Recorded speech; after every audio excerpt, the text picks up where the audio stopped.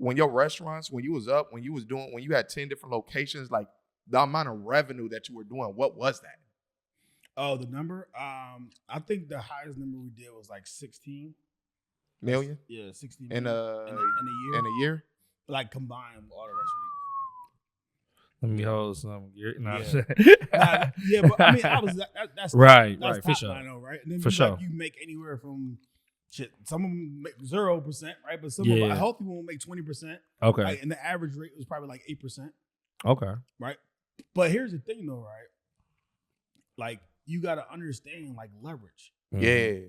So, and what I mean by that, like you take out loans to grow these stores. Right? Yeah, exactly. And if I would rather like have a small business with like no loans, and make that income versus having this large business and it's over your head. Note over my head. Yeah, it's that overhead. Yo, what's going on? This is Gary Brackett, episode 16. What was in the making? But you can check it out.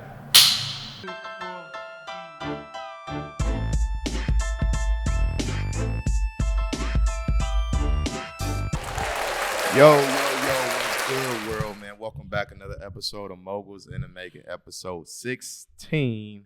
And we tell y'all every week that we got a special guest for y'all. But this week,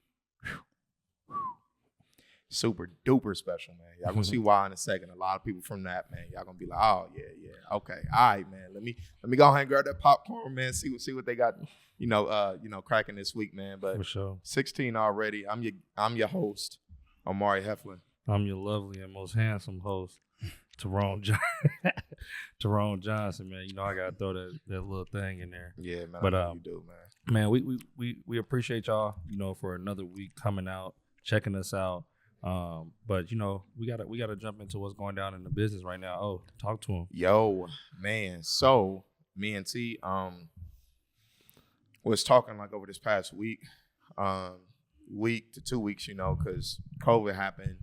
We've been doing our thing with business. A lot of people transition to using Zoom and stuff like that. And we've been talking about just getting getting the office space back to have that atmosphere, to have that camaraderie, to have that team, you know what I'm saying, to feel your business. You know what I'm saying? I kind of miss that. I know T miss it too. So we've been speaking about that. And I know it's not like super big, but this is something for those of y'all who are wholesaling, who are like kind of gaining traction.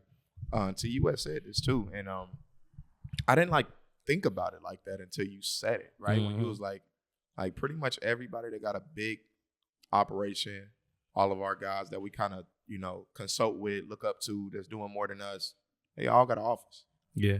You know what I'm saying? Every single one of them, they're not doing it, you know what I mean, virtually. This person over here, this person over here, this person over here, you know what I'm saying? They got a whole culture, and we have a culture within our team, but it's still missing that, camaraderie when you actually in the same spot, you going to work, you leaving at the same time.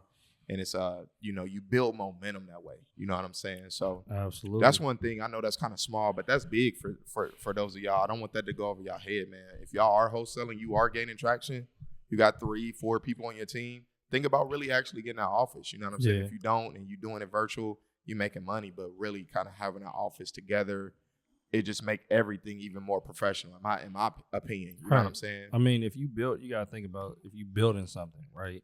It's hard to do it from afar, because like Omari was saying, like I was out of town. I lived in Cali for mostly the whole time that we've been working together. You know what I'm saying? That we've been partners in. I never got that feel from, being in the office and all of that stuff. And then we ran into COVID and stuff like that. But if you think about it, think about one of these NCAA teams right now. Like, you think they would be able to build that type of team from 5 different places?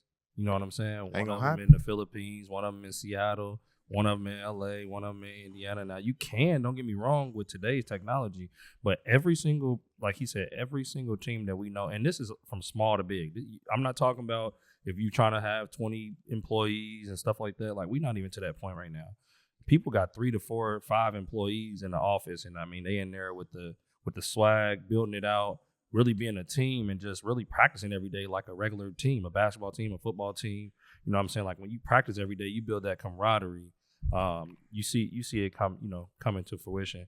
But yeah, that's definitely something that we 100% are getting back into. Also, Just to tap y'all in, we also have had a couple closings, got back in some more cash. Yes, sir. That really helped us out. We got a closing coming up this week. Couple of them. Raise some private money to you, and you ain't gonna mention that. Oh yeah, we also raised some private money. You Shout out to you gonna slide over that. Shout out to Caesar, man. My wife's father. He's actually investing with our company as well right now, and he's been seeing us really do our thing for like the past shit. Ever since he's seen me get started, like literally like licking letters and stuff. He was like, "What the fuck? The hell is T doing?" And like when I first moved out there, we was staying with them for the first couple of months because I'm trying to get used to it, and we trying to find a place and all that type of stuff. So when I was there, I was doing a lot of like YouTube University, but I'm talking about at nighttime with coffee and like a notepad, and I'm writing down everything and learning it. And after I did my first deal, they're like, "Oh, dang, that's cool." And then once I started talking about quitting my job, so they're like, "Hold up now." But then they end up seeing it, come to fruition right in front of them. But yeah, man. So we definitely raised some more private money, looking to raise more. If you want to get your money off of Wall Street and put it on Main Street, come holler at us. But without further ado, without further ado, see, I'm gonna let you, because I always do it. You can hit it, but I'm gonna let you go ahead and do it. Without further ado, man. He's so many different things, but a lot of y'all know him as, the linebacker for the Indianapolis Colts, Super Bowl champ, author, coach. I mean, it's so many to throw out there, man. But we got restaurant owner. I mean, do we got to keep going? You want to keep going? we got Mr. Gary Brackett in the building, man. We got him in the building today. We appreciate you for coming out, kicking it with us. And we about to get into it because, man, you an interesting dude, man. You've been through a lot. I read your story, kind of just been touching up on certain things. I've obviously always seen you from afar. Yeah. Being from Indianapolis, and this is a city. This is a dope city to me. And like when people like you come here, stay here, end up putting your print on a city like this, man, it really means a lot to us. Being from here, having somebody like you, having somebody similar to us, that grew up similar to us and stuff like that, man. So. But I want to take it back though, because I know we probably I kind of want to see the similarities. You know what I mean? Because I went up there a couple times and stuff like that, Gary, man. But you from New Jersey? That's right. Hey. So you from out east, man? Yep. East Coast, man. I rock with people all from Philly, New Jersey, New York. Me too, man. And one thing I noticed when I actually went out there is just y'all temperament, right? Like, what I mean by that is that y'all don't really get offended easily. Mm-hmm. Yeah, you gotta have tough skin. Yeah, but it just seemed like one, that's the nature of the people, but people just don't get offended by what you say. They're not trying to hold nothing back. They're not trying to walk. You know what I'm saying? They ain't like, nah, look, bro, what's the plan? What are we doing? I went to the Philly cheesesteak. He was like, hey, bro, what you want? Right. Yeah. You don't know what you want? Slide to the side. Hey, next, what you want? but he wasn't even trying to be rude though. Yeah. You know that's what I'm how saying? they are. But I think you're okay to be authentic in New Jersey, right? And I think it's not, you have to filter yourself and what you say, because I think our challenge is now people don't hear what you say; they just hear how you said it. Oh, especially right now, right? So now they just listen to the tone, and it's like, no, did you hear the message though? That's the biggest. That's been one of my biggest problems growing up. Is I always had to work on that. Every time I rap with some, if somebody told me that was from up there, man, we clicked. It wasn't no issue. Right, you know what I'm saying? It was always smooth selling. They knew what I meant. I knew what they meant. And it wasn't me having to try to explain what I'm trying to say. You know what I'm saying? Right. Now it's dope. But still, man, take me back to that time, New Jersey. How was it? How was it? You know what I'm saying? Nah, Jersey was cool, man. So I born and raised in Camden, New Jersey. I know what that means. Yeah. So okay. So we murder capital of the world. Trench, baby. Yeah. So I left there when I was like 5 or 6. Okay. My parents, right? It was a lot of drama on our block. A lot of gunshots, a lot of things like that. So we moved to like a suburban town called Glassboro. Okay. So it was like 20 minutes outside of Camden, 20 minutes outside of Philadelphia, small little college town, and that's where we kind of grew up at. We grew up in an area, known for sports, and so I grew up with 3 older brothers, 1 younger sister. So you know, I was always at the field, right? I played baseball, basketball, football. Actually, my best sport was baseball. Word. Yeah, believe it or not. Yeah, What? yeah. So just grew up in sports, right?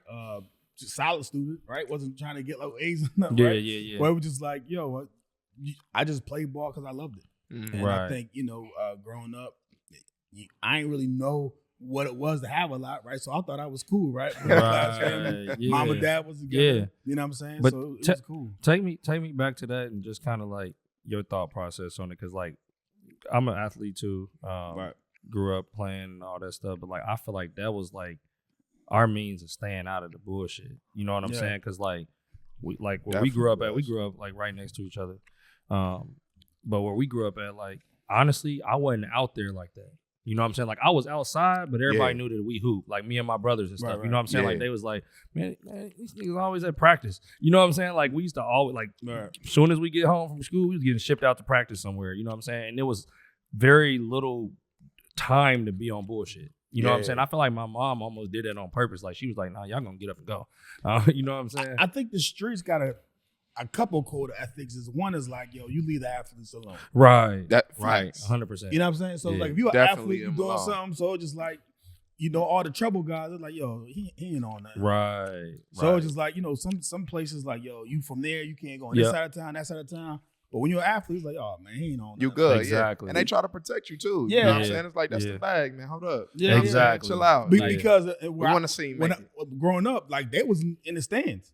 Like, you know what I'm saying? Yeah. They was going to see like some action. So I think, like you said, playing sports definitely kept me focused on doing something. And then I think playing multiple sports where we kind of got away from that now. Like there's too much specialization going on. In specific sports, but it just gave me the ability to learn different lessons, life lessons from different sports and apply them to football and to life. Absolutely.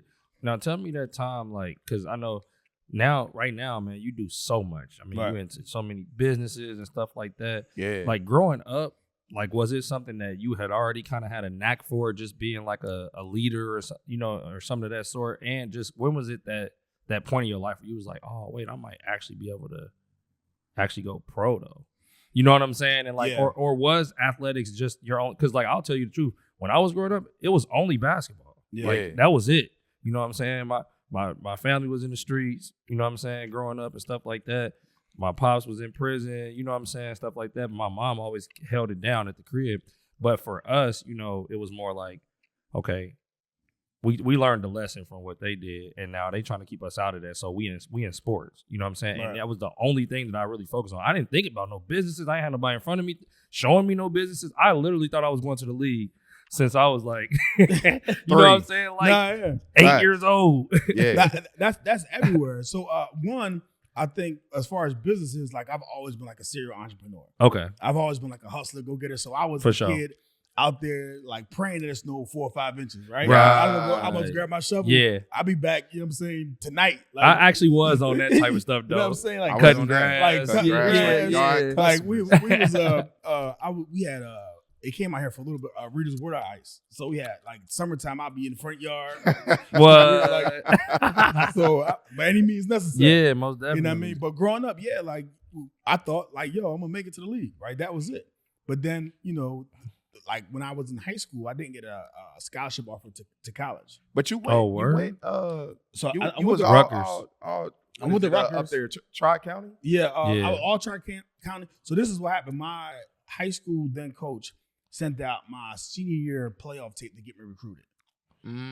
So teams were coming in like, yo, I saw you from this other kid we watching tape. I didn't know you was down here.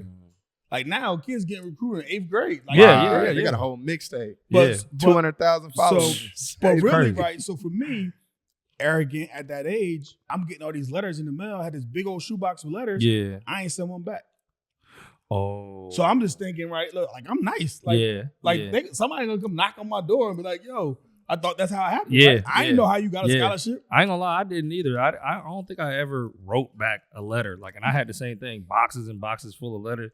But I like think they went like it was mutual interest, bro. it like, is. It like, is. Do you like us too? Exactly. It's like when we was a kid, like little girl, do you like yes or no? Like you don't send that letter You back, ain't bro. send that. Like Yeah, Damn, no. I never even really thought about it like that, bro. Because out of all those people that would have sent me letters, I probably actually because I committed when I was a sophomore, I probably actually contacted and talked to only the people that actually contacted my phone. Yeah. Or, you know what I'm saying? Or contacted my coach. So it may be like 10, 12 schools. Yeah. So you know what I'm saying? So this is another thing, right? So then they said, all right, cool, we don't know this kid. And then it was like by stats. My stats was average because like we was whooping team, right? So we up 28-0 at halftime. Right. So you getting out the game. Bro, damn, that's crazy. Third quarter. They getting a second, third string in there. Right. Y'all was like that? So it's just like, you know what I mean? So it was just like, you can't even showcase. I got 9 carries, a $105, 2 touchdowns. That's and crazy. That's it. That's crazy. So it's just like all those like factors. So it's just like, so I had to walk on to Rutgers. So at that point, like I'm humbled. Like, yo, I just need my education. Right. I'm gonna be a stockbroker, right? I'm gonna go to the city and trade. So okay, let me pause you right there, Gary. So at that point, from you growing up and you saying, yo, I'm going to the league, then having that realization like, yo, I know I'm nice, but I don't have a scholarship. Did that rattle you? Did that be like, damn, hold on, wait, maybe I'm not that nice? Did that kill your confidence? Or was you like... Because Rutgers is in New Jersey, right? Yeah, Rutgers is in New Jersey. So you went up the road kind of like so just to walk on. It's like our state school. Right. So so you definitely shift your perspective. Like, maybe I ain't as nice as I thought. Right. You know what I'm saying? Right. So it's just like, all right. Mm. So then I was like, so I went to Rutgers and then I had to walk on. So I walked on and did all right. But in college, right, if you're not a scholarship player, they ain't really looking at you like that. Yeah. You ain't getting that focus. Yeah. So eventually I start like on scout team. I'm wrecking shop. They're like, yo, who's this kid? Yeah. Like, they're not letting us get plays off. So that all comes down to. So then it came to a point. My first year I couldn't play. I got injured and I didn't play. My second year I walked on. So going into my third year now, I get a call from my pops. This is like right before the season's about to start. He like, yo, I'm like, what's up? He was like, hey, the tuition bill came. So I'm like, all right, cool, pay it. He was like, yo, we refinanced our house twice. We don't got no more cash. So humbled. And he was like, so you gotta come home. Like, we can't afford tuition. So I'm like, damn. At this point, and this is the first opportunity that you. Well, no, you said you got injured your first year. So this is my third year though, but I'm starting on special teams. Okay, and I'm a backup. So right. I tell my coach, he like, what do you mean you don't got a scholarship? You know, on the football team, like 100 dude. Yeah, he didn't like, even know. Surely you got a scholarship. Like, no way. Him like, nah, bro. So he was like, so I'm gonna talk to the head coach, no promises, right? Because usually walk-ons, that's the thing, that's the hustle. Like, you stick up the coach, like, yo, I can't pay, I gotta go. I'm like, all right, bro. So he was like, all right. So the head coach called me to his office and was like, yo, the next day he said, hey, I heard you can't pay your tuition. I was like, nah, man, thanks for the opportunity. Like, this is it. And he was like, well, I just want to tell you that I'm going to recruit players that's bigger and better than Gary Brackett. I'm like, damn, like, ouch. Damn. Like you going to keep me with him down, bro? Damn. Like, but then he was like, hey, but you know what? You're first in every one of my drills. You leave everything you got on the field. And you've been a 3.0 student since you've been here. Priceless. I wish I had more Gary Brackett. Priceless. Right? And he was like, for that, I'm going to give you a scholarship. And they're just like, bruh. So it's crazy. Every time, like on TV, like, I be seeing those ESPN joints where it's like, yo, hey kid, come up here.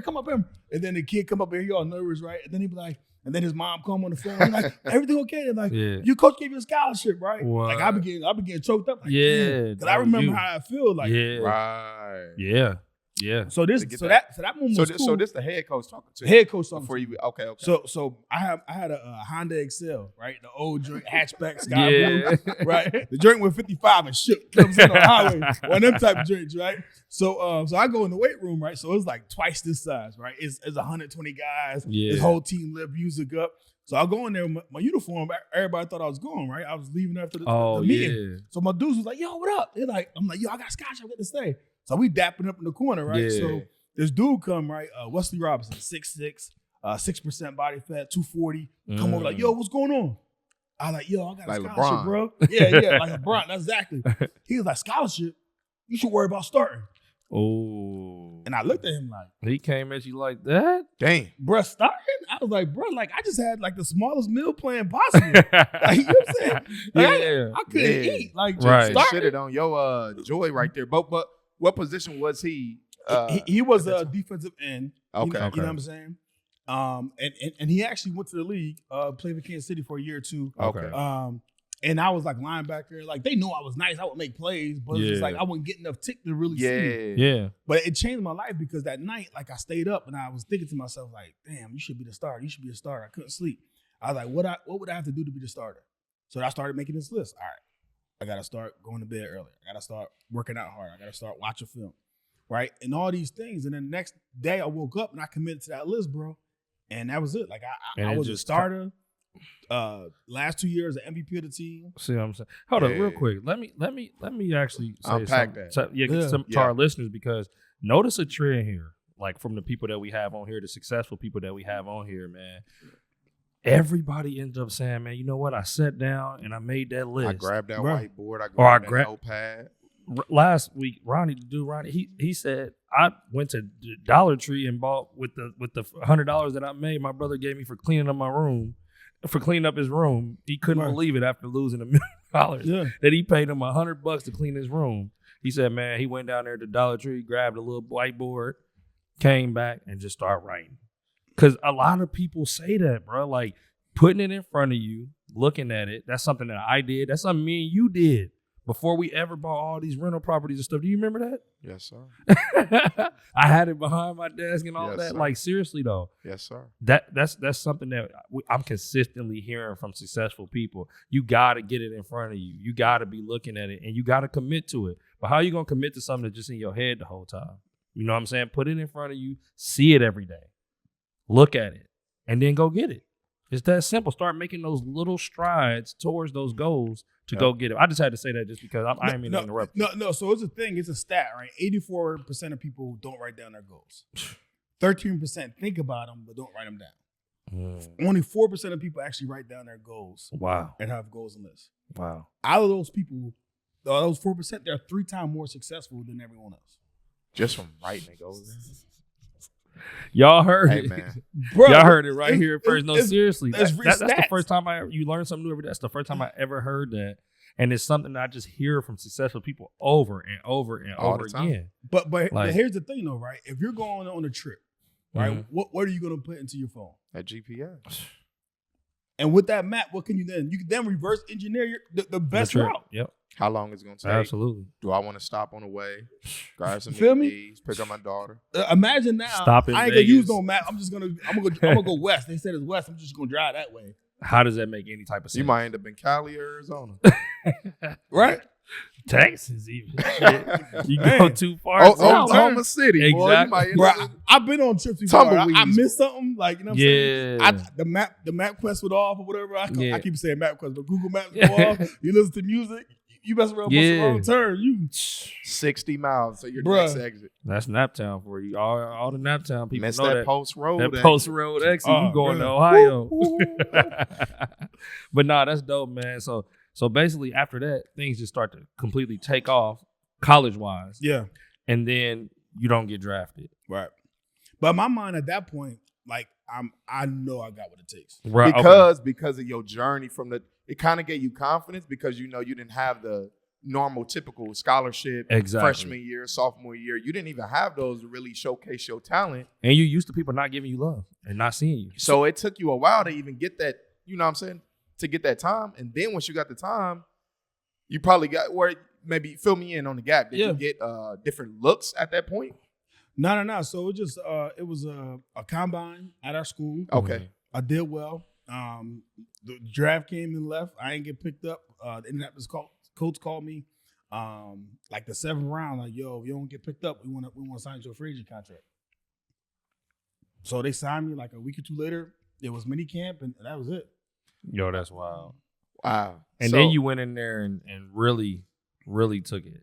So what you still it still was a couple years from that though to kind of build up with that, right? So this is what happened, right? So I got there and I was 4th round, right? And the problem with 4th round in the league ain't no 4th round. Yeah. Right? So it's like I'm about to get out of here. So again, another opportunity, right? It was a kickoff team. It was a kickoff return team somebody was like, yo, I don't want to run down there, right? So I'm like, all right, bet I run.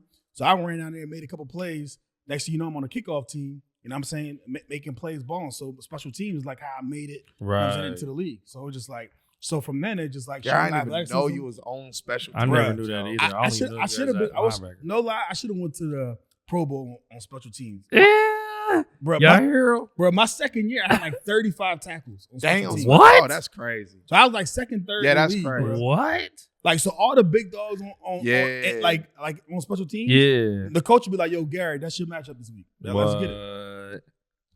First Yeah. couple Yo, that's years, wild. I didn't So my even first know. I didn't. years. I honestly, I only know you as the lineman. Because Yeah. what I know is, me and my pops, we would sit down on Sunday. He'd cut that TV on after he go to church, or if he didn't go to church, didn't matter. He cutting that TV on at 1:00 or 4:30 or 8, whatever time they came on. It was Bob Sanders. It was Gary Brackett. It was Dwight Franklin. Yeah. Boy, damn, I forgot that. All of them. Yeah. That was his Mathis, dogs. Cato June. Mathis, Man. Cato Nah, Jr. yeah, we That had was them all. when y'all had a squad. Like, Yeah. you know what I'm saying? Y'all just had that. Yeah, I remember that time. Like for me, you know what I'm saying? me Like too. just coming up. Like Yeah. used to watch the games and stuff with him, you know what I'm saying? And just recently, a few months ago, my pop just passed or whatever. But Oh, like man, that's sorry a fond memory. Like we'd be there on tips. He had that boy up. We had that big tube TV. You know what I'm saying? Yeah. Sitting in the living room. I'm on the floor. He on the couch. You know what I'm saying? My mama whipping up some food or whatever. And we definitely had y'all on there, man, for sure, man. That was I a feel crazy like time. those is one of those things where people always say you had to be there. Oh, You know what I'm saying? Like I even think- if you had to be in the city and live in the city at the time, and But it's crazy. Boy. I think the city really took it for granted, right? Because it's Yeah. like I Yeah. think that, I They think did. They we did. were so It was- good it for was- so long. yeah, for sure, man. It was And like, yo, they gonna win 12, 14 games. Like, exactly. yeah, we knew that was coming for Yeah. sure. You know, It was an expectation almost. It was like, and I hate when that happens. And obviously, I was a youngster at the time and stuff like that too. But like that, it becomes an expectation, and then it's just like, all right, the bar is set so high. yeah. You know what I'm saying? Yeah, And- they don't realize how hard it is to win in the league, bro. yeah. Right. And then to have a Consistently. dynasty, like to have like our team has the most wins of any And- other team, like on a decade. Yeah. We're I the seen most that. wins in a I seen decade. that. That's wild. I seen that. I didn't know. I that. seen that. And too, y'all got like, I mean, Gary, talk to me about that jury though. You know what I'm saying? At least Oh, that time. You know what I'm saying? Like how, because me being a youngster and stuff like that, I mean, even going downtown, I was like, yo, this is different. Yeah. They putting zip lines up. Yeah. They doing stuff they ain't never seen before. I ain't seen this during the Black Expo. Boy. No.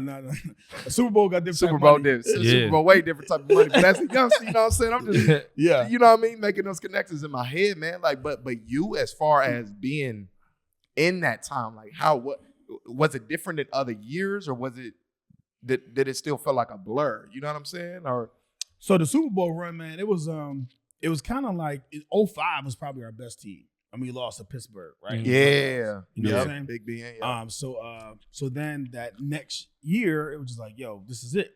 So then we get into like December and we start stinking it up, right? So it's just like, yo, can we pull it off? Mhm. And then Coach Dungy, and this is like another bar, he had this thing, it was called addition by subtraction.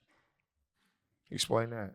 So many times in life, we think in order to get to our desired destination, we gotta do more. Right. But in fact, we gotta actually do less For sure. Explain. and do more of what we're good at. Ah, So Okay. so on defense, you will have 8-10 coverages that you could call in a game. okay. But 3 of them you're really good at. Right. 80-20 rule almost. You know Yeah. what I'm saying? Yeah. So oftentimes you were like, yo, we want to trick them. Yeah. We want to catch them off guard. Right. And it was like, bruh, like every great player, they got a signature move.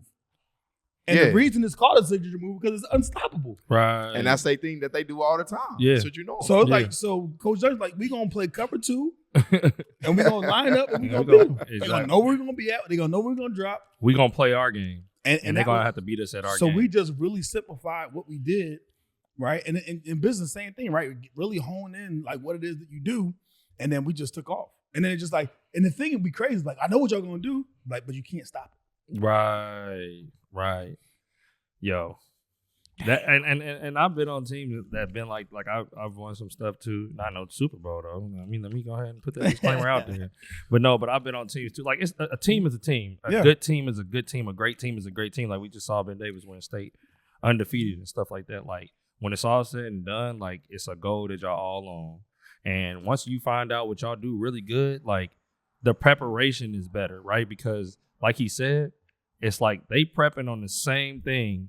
Every practice, doubling every down game, doubling down, and it's like y'all can't stop us at this. So why are we doing something else? And the thing too, I bet it even felt better, or like you like when you doing the things that you like to do all the time, or you running the plays that you like to run, or you in the coverages that fit y'all squad like that. Practice is probably even better. Like, for example, it's things in business that you don't like to do. Right. Yeah. But if I can take some of that stuff off my plate and double down on the things that I know that I'm good at, the things that I know I like to do, I'm going to enjoy my day even better.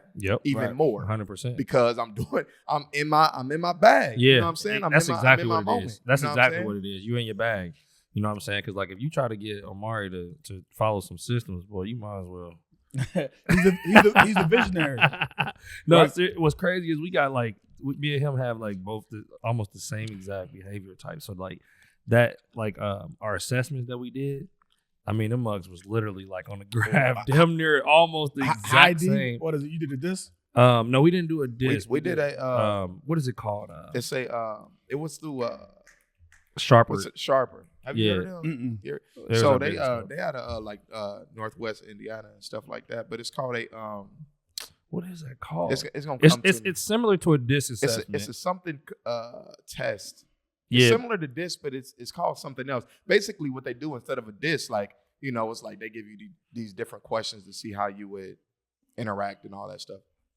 This test is like 2 minutes, but you just choose different adjectives and different like verbs, and it's kind of like random. You know, it's not like, and it's 2 sections. Remember, it's one section is how do I see myself. The next section is how do I feel that others see me. That was 3, and then the other one is how do I feel like that I'm expected to act, but then how do I act? That's what the last 2 is. And it's like, man, it's crazy what come out of that. And it gives you like, oh, you're a maverick, or you're a captain, and it's actually super duper dope though. It's dope. The way our executive assistant, she was right on, super spot on. Just help you understand like the personalities even more in depth. They like if y'all want to keep her, that if you hiring. 100%. But it was good for us to kind of see that too, because we like, okay, in our positions in the business, like right now we might have to do this, but we know that we can't do this long term. And that was a big thing. Like it was like we're gonna have to hire somebody to come in and do this at some point, because there's no way that you're gonna do it for 1 year straight, or I'm gonna do it for 1 year straight. Right. You know what I'm saying? Like that might be the end of it, 1 year. And that's it. Exactly. You know, so that definitely helped us out. But tell me this, man. I know you had a good Super Bowl run. I kind of still want to talk about that championship talk. That's what I was about to talk about, actually. Okay, so, no, I don't want to move on from that yet. Not yet. But I just want to know kind of what was your, take on, or your relationship. I'm not sure if you were super close with Tony Dungy, but like I hear a lot of people say he was like a father figure type of individual to them. What was your take on Tony Dungy, and did you have a big relationship with him? Yeah, I did. I mean, I was a captain for 6 years, right? Yeah. I mean, a lot of meetings, right? Closed door. Right. You know what I'm saying? So okay. So we had a lot of conversation, and I was running his defense. Mm-hmm. So cover 2 was kind of like his thing, his baby, right? So every time you see us come to the sideline, it'd be the defensive coordinator, me, and Coach Dungy, right? So we had some very intimate conversations just on his philosophy on how he wanted to attack different opponents, right? Okay. And I think a lot of it was very successful in his approach and when he went out there. He was super consistent. Okay. Like, I know exactly what I was going to get. And I think, so oftentimes we don't think something works or it doesn't work like fast enough. We want to automatically like throw it out and switch. Right. Yeah. And he was like, nah, it works. Just gotta keep working. Exactly. And I think that's what just like some of those lessons are just like so great, right? For sure. just in football, but also in life. Right. Because so many times, right, something doesn't work. This is our problem. Sometimes entrepreneurs, we bury a seed and we expect it to bear fruit immediately. Right. Then when it doesn't, we pick that seed up, we go somewhere else and plant it there. And then it don't work. But meanwhile, I the got one a dude who tendency to planted do that. meanwhile, the dude that planted the seed and just left it alone and watered it Yep. and took out the weeds and cultivated it, that thing is booming now. Mm-hmm. Mm-hmm. So like that consistency of like doing those simple things, those simple tasks Every over and day. over again, and being disciplined about it, man, it just pays huge dividends. So, Gary, let me ask you even another thing with him, Tony, or let me even take Tony out of it because I want to ask you this question, kind of just plain. As far as the different teammates that you had on the coast, what's some of the biggest lessons you learned from, whether it's a player, whether it was Tony, whether it was just that year, that you can give to people that they may not actually know? Right? Like people, like we watch the game and we can, you know what I mean? Look at this and think that, and look at that and think this, or hear the media, or hear Stephen A. and hear this. Yeah. But it's different when you actually in Out it. there. It's different when you got actual real relationships with Right. whoever it is, Edrin James, Peyton Manning, Marvin Harrison, all of these different great people. What's just some of the things that you picked up maybe from that you maybe gave to them, that they gave to you? I'm not sure, but just some things that's monumental, I guess I would say, during kind of like your run. You know what I mean? So one of these, this you watched the movie Gladiator? Yeah, of course. Right? Yeah. So I used to watch them. Of course. Every week, right? Word. So there's a bar on Gladiator, right? And Kato Jr., right? He was always like a showman. Mhm. He'd get a pick, he'll do something. He was always dancing around the crowd, right? Yeah. And I'm the captain, like the leader. I'm like, yo, like stop, like, Yeah. bro, like come. And he like, look, stop being a square. He's like, bro, I'm trying to, like, you know what I'm saying? I don't got spat on. Like, I'm out here looking weak. Right. And then he said something to me. I'm like, yo, bro, what you be on? He was like, win the crowd, win your freedom. I was like, what? Like, win your crowd, win your freedom. Like, if you start branding yourself, you start making yourself indispensable. Mm-hmm. And in business, oftentimes we like let our company be bigger than us. Yeah. And I think like now people want to buy from people that they know, like, and trust. Yeah. In order from that, you got to be a brand. You got to build that credibility. We just were talking about that. So it's like win the crowd, win your freedom. Like if you have your own crowd that rocks with you, don't rock with Instagram or Facebook, but you got an email list, you got a platform, you got a community, you got all these type of things, bro. That's your crowd now. Yeah. That's your freedom. It don't matter. It don't matter what product, what service you put in there. They're gonna support that because it's you. Absolutely. They bought into. Absolutely. So in football terms, like, yo, you win the crowd, you like them, like the front office is gonna make a decision to pay a dude based on like his likability. You know what I'm saying? Yeah. So like this dude leave, like this, like Baltimore in trouble. Right. Lamar Jackson leave, right? The core of your team. You know what I'm saying? Is now gone. So it's just like, so that's like any position that you're in, bro. You got to make yourself indispensable. Yeah, 100%. And you got to do that by standing out. Not just like me too, like being selfish, but inside of the team, be so great at your role that they're like, damn, we can't miss it. Yeah. Right. He's him. Even if you a Patrick Beverly. That's all I'm about to say. Right. Even if you a Draymond Green. You know what I'm saying? You carve out that space on that team. And if you're not there, that place is missed. Yeah. You know what I'm saying? It's like, dang. When the Cavs came back from that deficit against the Golden State Warriors. Mm-hmm. So Tristan Thomas was balling. Yeah, he was. Right? Tristan Thompson. Right? Yeah. So he had like double-doubles. Like 3 games in a row. So the announcers was like, yo, he could arguably be like the MVP. Right. And Tristan just like, you know what I mean? He with the Kardashians, he cool, right? Right, so, exactly. Having babies, doing that. So lay back. But after the game, the reporter was like, yo, like, how do you feel? Like, LeBron's getting all the credit and Kyrie, like, how do you feel about you not getting it? He was like, bro, I got to be a star in my own role. Yeah. That's some real shit. That's 100. It is, though. It is, bro. though. You got to be a star in your role. Like, so stop counting other somebody else's pockets. Stop worry about what they doing or what they like. Bro, are you a star in your role? My coach used to say that too, man. Like all the way down. I mean, he would say all the way from the best player on the team, all the way down to the coaches, all the way down to the managers, the janitors. Everybody's got to do their job. You got to roll. Everybody got to roll. You know what I'm saying? So if the managers want to screw off today, all right, we get on the plane now. Our jerseys ain't there. Now we gotta figure out the jerseys. You know what I'm saying? He would Yeah. go through that, but you right though. You gotta play your role and you gotta play it good. You know what I'm saying? And you gotta stand out. And that's not saying that you gotta be talking about it to stand out. Right. Fucking do it. A lot of people like to talk about it, like do it. Yeah. Show people that you can do what you say that you can do. No. Yeah. Right. You know what I'm saying? Now, just because we are creeping up on time, what as far as like once you was, done playing, because you played 9 seasons. Right. You know what I'm saying? I know them knees probably. Nah, my knees cool. My they wrist are? though, Okay. shoulders. Okay, wrist. okay. It's Maybe the my wrist knees, work. man. But nah, what Eric, was you your still get down there?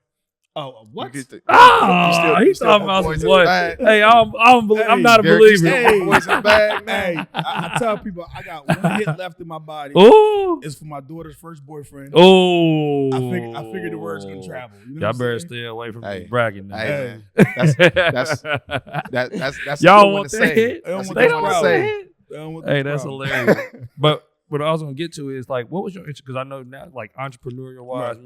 man. You got so much stuff going on. You had so much stuff going on. I know you had your ups and your downs. Mhm. What was your introduction into business? And kind of go through that and kind of let people know your experience in the business and the entrepreneurial state. Yeah, I think after I left the game, went back to school, got my MBA from George Washington. Okay, I didn't know. Right. So invested in a bunch of different opportunities, was involved in real estate, buying and flipping, Okay. had rental properties. So then I got to the restaurant game.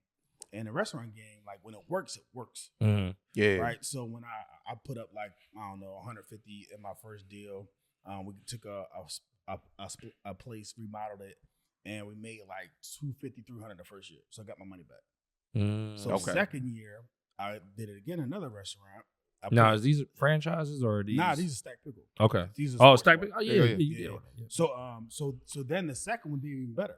Is that the one down? Is that the one? No, so one was in Michigan Road, one is down in Greenwood. Okay. So I think the entrepreneur's curse is that like, yo, if 2 is great, then 15 must be fantastic. Right. So then you went crazy. So I brought them out. We had 6, right, and I built it to 10. So while building it to 10, I got certified as a certified franchise expert. So I realized how to put systems together, right? There's a reason why you go, everywhere you go, you see the same chain restaurants there. Mm-hmm. You see the Right. same chain store, Target, you go to your Walmart, McDonald's, you go to see the same, because they got SOPs. I was just You know what I'm saying? SOPs. So just like, so that's what we Style, did. So that's how we were able to grow. You know what I'm saying? So we got to a place where we had 10 stores. We had 7 signed franchisees. Okay. So my goal was to get to 10 and then franchise. Okay. Right? Now, thinking back, I shouldn't have went to 10. I should have doubled down on some of the stores that I already had. Okay. You know what I'm What you saying? mean by like the customer experience or No, food? so Like- renovations. Okay. Just So made those so nicer. the goal, like when you have stores, is like you always gonna have competition come on. And it's gonna be like the new kid on the block, Mhm. right? They nicer, bigger TVs, whatever. True. And you just sitting there, you eating, right? So I didn't reinvest quick enough in those stores. In my mind, I'm like, yo, I'm good there. I'm gonna get another street. Because they already making money. You know what I'm saying? So I should have reinvested there. So but when it's all said and done, obviously 2020 came, they're just like, bro, I got a sports bar. Ain't no sports on TV. Right. And can't nobody go outside, period. You know what I'm saying? And DoorDash, Damn. the only thing we could do, they take 30% of your gross profit. So I'm bleeding money. Yeah. And then my investment's how it is. Like, you got investment, they lock down. You can't pull them out. Yeah. So I got 400 employees. I got payroll due in 7, like, you know what I'm saying? So I couldn't get my cash quick enough to pay people to stay on. Right. So So you get- had to start letting people go. So no, I just made a decision to shut it down. Mhm. Because at that point, I didn't see a way out. Right. Right. You know what Look- I'm saying? Like, with all the bills that was mounting on, everything else was going on, we just came out of winter, which is the worst time to be in the restaurant Yeah, industry. yeah. People don't leave the house. March Madness got canceled, which we make Boy. 20, 30% of our money for the year, March Madness. You know what I'm saying? So it's just like, yo, this is not sustainable. Yeah. All right, so let me ask you though, like with scaling it and having as many employees and systems and franchises and duplicating, did you have this financial literacy when you was with the coach? Who kind of guided you with this? Or you just, you know what I'm saying? You just like, hey, I'm a hustler, I'm gonna figure all this out. Like who helped you hire? Who helped you kind of Yeah, I've always Get had to all of mentors these. and people that I Okay. talk to, but my degree was in business economics. Okay. Rutgers.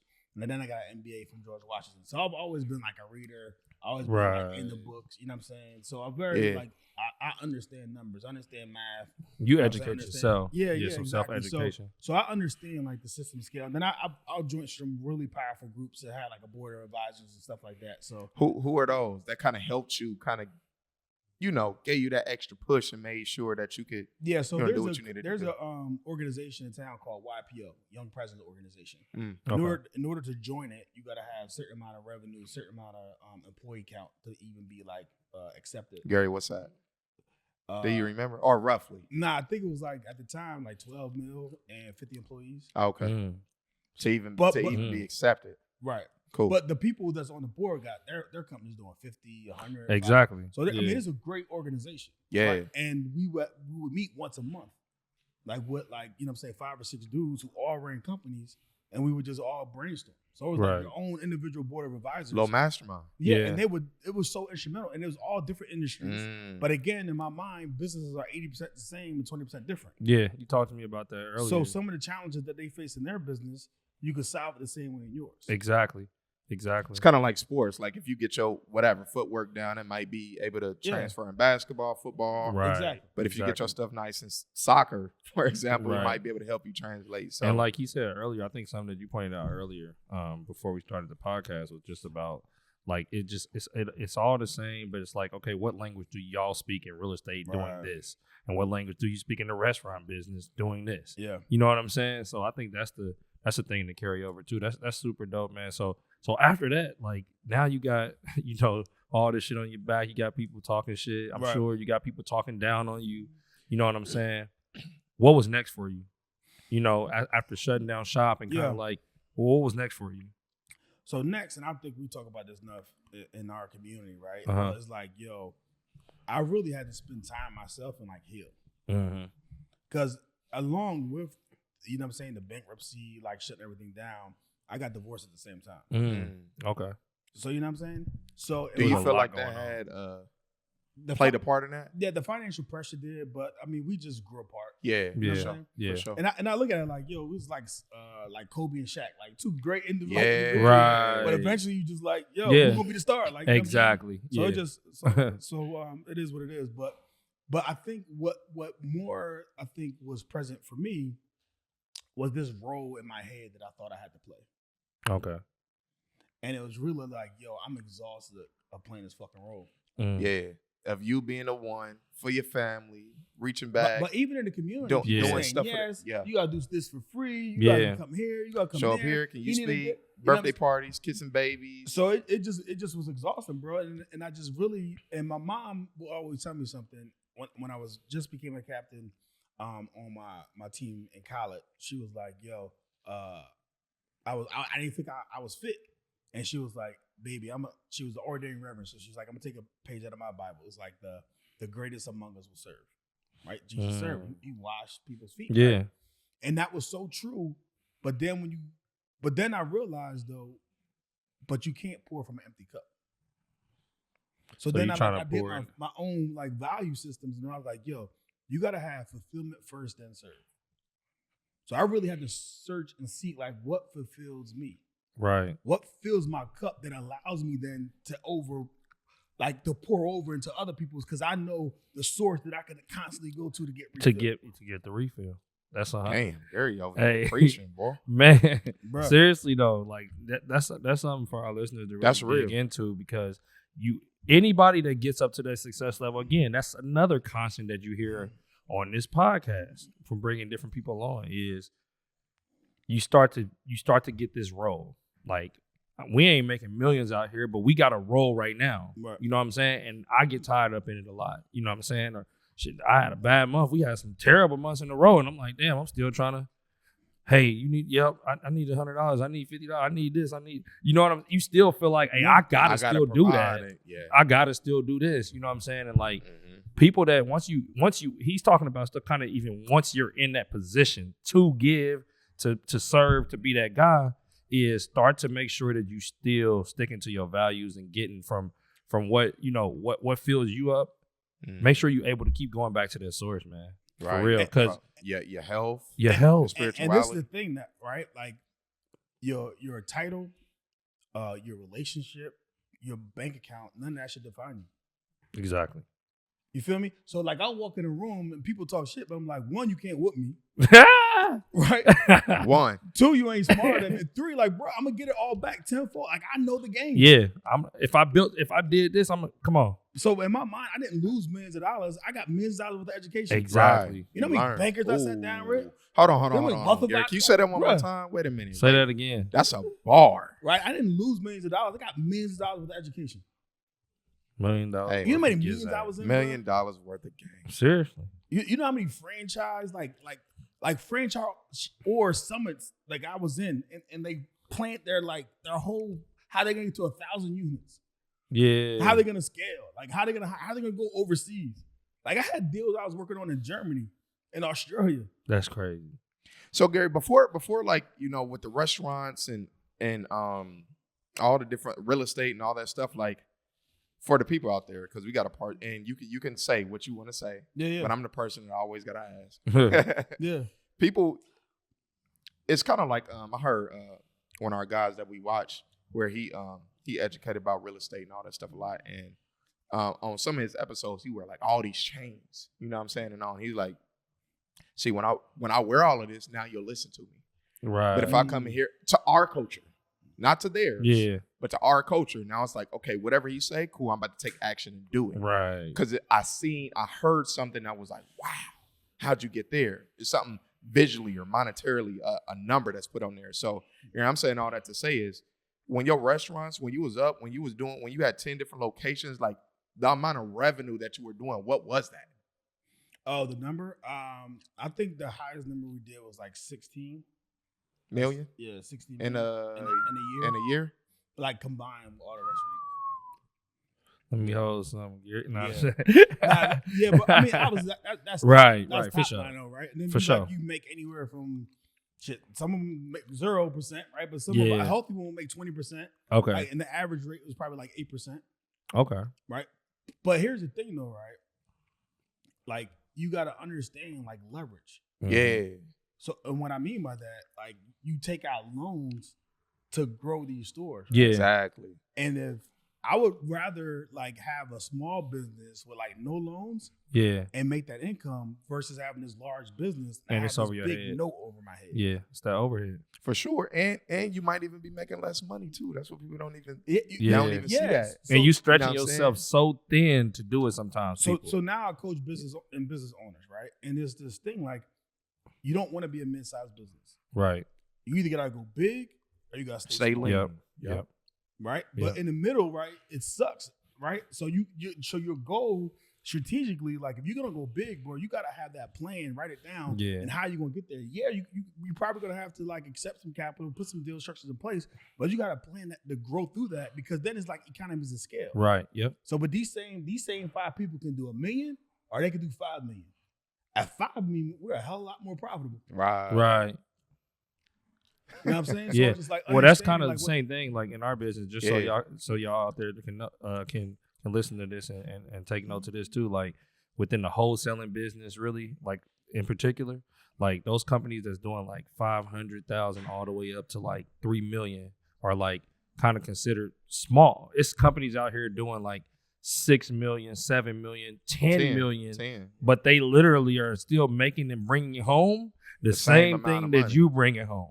Yeah. At 500,000. So don't get fooled. But And a a lot million less at problems. 1.5. Yeah. So- they're a lot so- less profitable. So don't fall for that. Like one of our mentors, man, again, I'm going to shout him out again. We shout him out all the time. Brendan Daniels. He told us this a long time ago. Stay lean.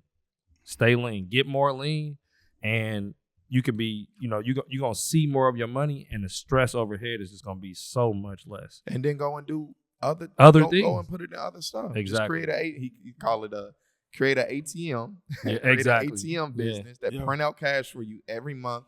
And you can take that and whatever, if you want to stay in real estate and do Airbnbs or do your flips or do whatever else you want to do, then you do it. But at least you lean and you got this thing that's up and running to give you capital to go towards the next venture. You know what I'm Exactly. saying? If that's what So you want to do. my coach broke it down to me like this, and he says it all the time. It's so true. It's like, yo, I want what it feels like, not what it looks like.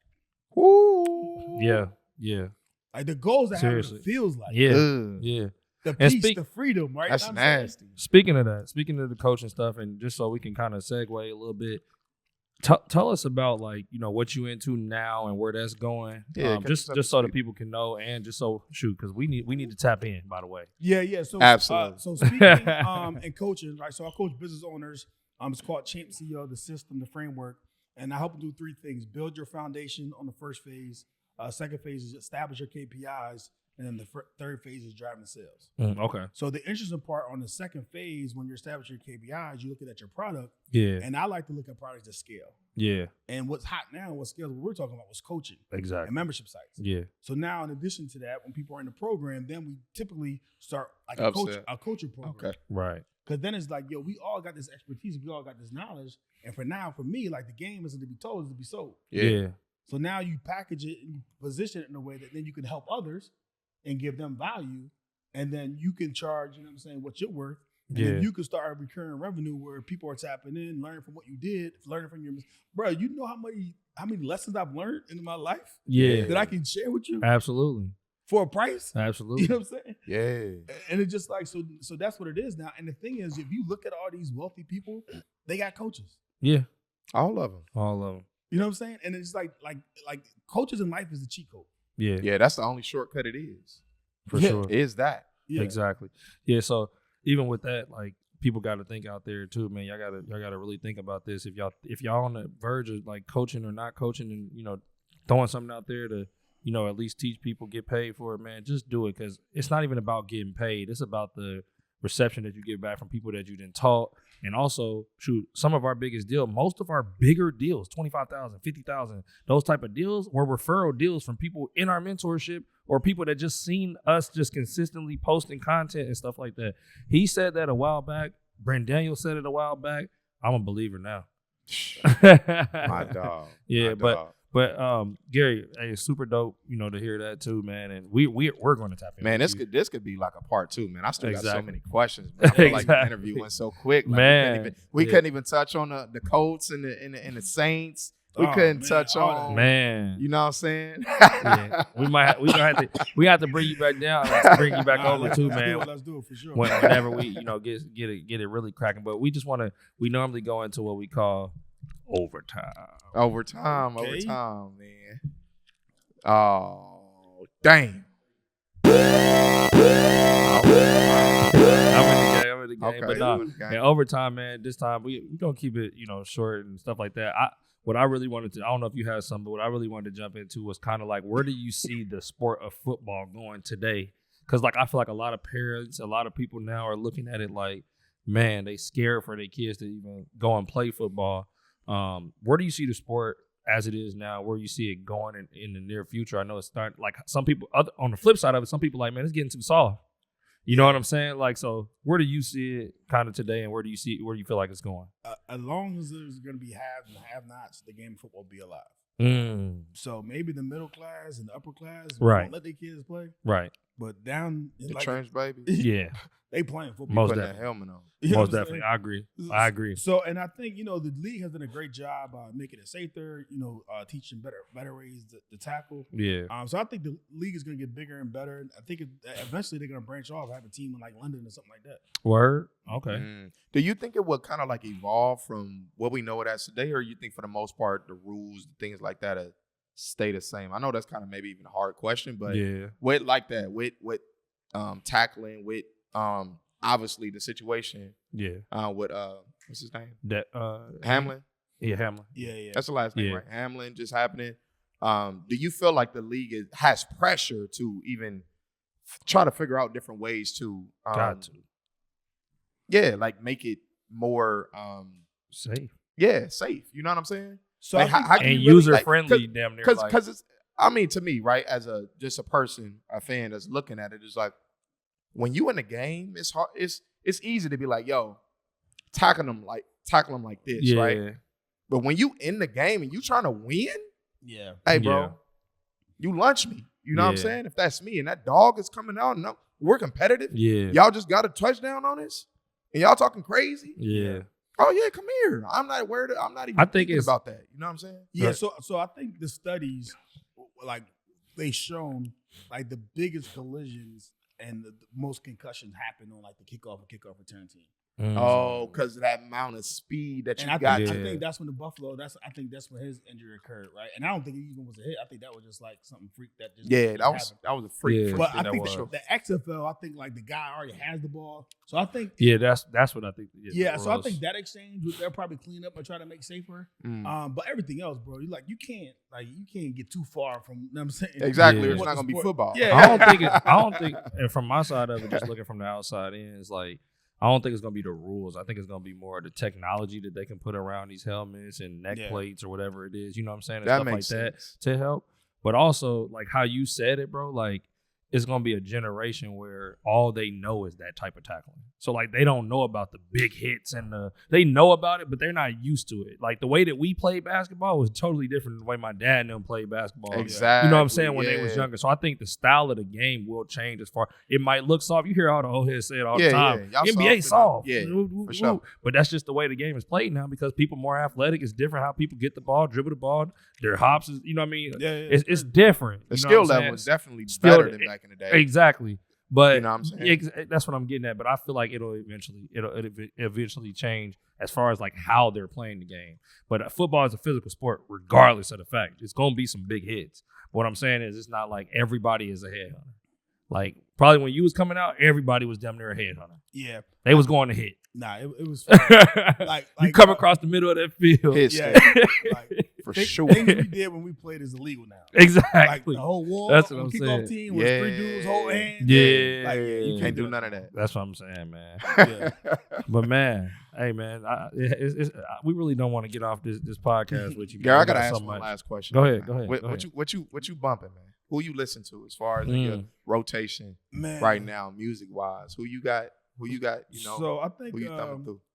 So Drake is like my everyday. You know what I'm saying? Like cool. Drizzy. Like So you like the Drake that's talking crazy, or you like the Drake that's looking crazy? Nah, I think the Marvin's Room Drake. Right. Nah, I think the talking crazy Drake. You know what I'm saying? Like, Yeah. it's like my Really kind talking of swag. the shit. You know what I mean? Yeah. But and I think in the weight room, I think I don't really understand him, but that little baby go hard. You know what I'm saying? I don't understand all the bars you're talking about. Baby go crazy. But them beats, and I'm like trying to lift weights. Like, I mean, definitely. And I ain't gonna say I just got on Baby. Let me not say that for all the commenters. No, I was about to get it. I was on Baby early. I was on Baby before a lot of people actually was. He always say that. Before he was with Drake. But I mean, before he made the song with Drake. But what I'm saying is that like during that time, I got real attached to Dirk and listening to his stuff so much that I wasn't even listening to Baby stuff. That's exactly what happened to you. Then once they made that album together, I'm like, wait a minute, Baby is so hard though. Yeah. I'm like, I got to get back and listen to him. Then I start going back and listening. Like, I'm like, no, I'll be bumping that really stuff. Snapping. I'll be bumping that stuff today. You know what I'm saying? Cause like it's like newer to me now. Yeah, you know because I'm not gonna lie. Back what was it 2-3 years ago when it was like, hey man, Baby the new Wayne and all of that. I'm like, time out. Yeah. You going too far. Yeah. You overdoing it. Yeah. Now, do I still think that they overdoing it? Yeah. But as time has progressed, I can see what they saying. You know, because he just getting better and better. But he getting better and better. He's smart. He evolving. Yeah, if you listen to him, he like a smart dude though. Yeah, that's what I'm saying. He evolving, and so was Wayne. Too, but when Wayne first came out, it was wobbly, dropping like it's hot. But then next thing you know, he was Birdman Jr. You know what I'm saying? All of that. So it ended up turning into something different. No ceilings. Right. He just kept growing. You just like, damn, he just getting harder and harder and harder. Right. And I think that's how I've been with Lil Baby. I can see the comparison. So I can kind of see that now. You know what I'm saying? As far as the run, if he keep, stay focused. Yeah. And, you know what I mean? Keep doing what he doing. Gonna have he to definitely going. Because he can rap about other stuff. You know, it's a lot of rappers out here that once he can. You rapping about the same thing. Only a certain Jeezy the only one that can really rap. but Jeezy rapping about a lot of other stuff now. Yeah. Seriously. For sure, man. But man, shoot. Big Gary, you know what I'm saying? Big Gary Brackett. I appreciate it, man.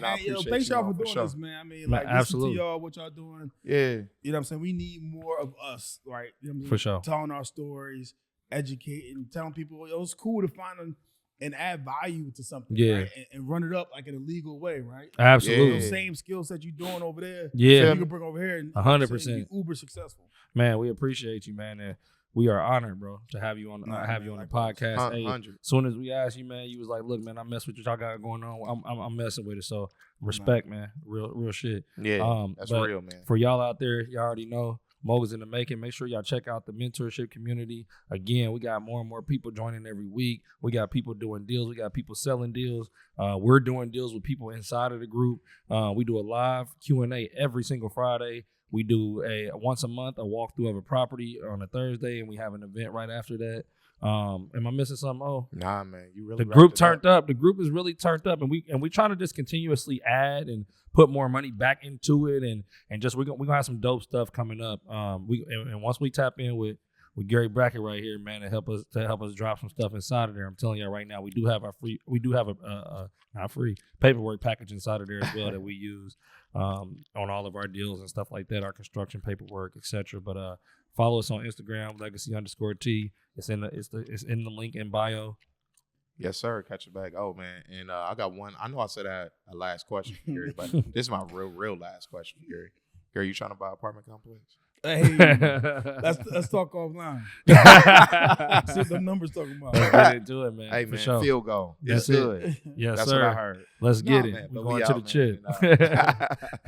Nah, man, but yeah, man, make sure that y'all check us out, man, and just keep, you know what I'm saying, just finding different people to tap into, man. We appreciate y'all listening to us, but one thing that I kind of figured out with YouTube University, man, there's so much noise out there. Find your style, find your thing, and try not to. It's okay to listen to a few different people, but try not to, go around and listen to everybody that's talking about real estate or everybody that's doing X, Y, and Z, because then you start to get analysis paralysis. You know what I mean? And then you don't make a move, man. Our goal, y'all see how we do it. We real raw. I couldn't even get my hair braided today. You know what I'm saying? But we still here. So we real raw. We give y'all our real experiences. We do business in real life. You know what I'm saying? And we ain't all the way at the top. Right? But we want to get people that, you know what I'm saying, is miles ahead of us that we can actually learn from and, you know what I'm saying, grow and stuff like that too, as well as bring some people that's like in our mentorship and get them game and stuff like that too. So just continue to do that, man. But we real authentic. We hope that y'all continue to rock with us on our journey, man. Episode 15? 16. Now, he don't know. Remember last week he was talking shit that I didn't know. He don't know. But now we're going to get out of here. Man, real quick before we leave, Gary, just drop where they can check out all of your stuff, your coaching program, everything that you got going on. Your book too. Throw that in there too. Yeah, no, GaryBrackett.com is where all my, events and coaching programs is at. And then I'm Gary Brackett on all the social media. Must be nice to have your name.com. Hey. All right, man. We out of here, man. Let's get it. Peace.